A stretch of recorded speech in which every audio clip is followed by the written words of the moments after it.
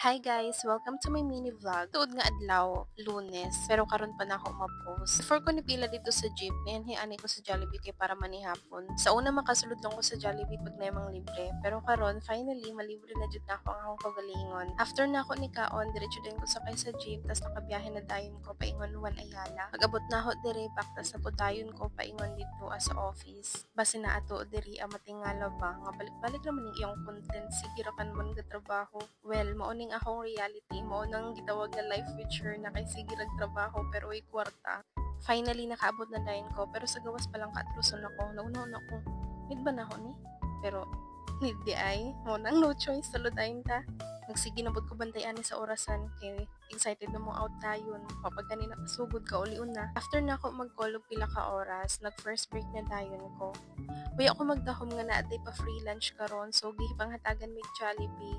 Mga unta guys, so karon kaon na pud manok, mulupad na ko ani pohon. Paspas ra pud ko diri kaon. After ana, diretso ko sa CR kay para manot brush kay para titawang pahog ko nga char. After na ako sa CR ni tambay dayon ko diri kadali cellphone tas kunwari wala ko kabalungan na video, charis. Tapos na ako diri ni tambay ni balik na dayon ko sa production para balik na pud tag calls. Before tuod mahuman ng shift, gipanghatagan na pud mi utrog Jollibee sa mong supervisor kadaghan pa ko ni sobra so naka-take out gihapon ta. Labon sa una tsamba sa isa ka bulan makakaunta sa Jollibee pero karon wow, 3 times a day na. Char!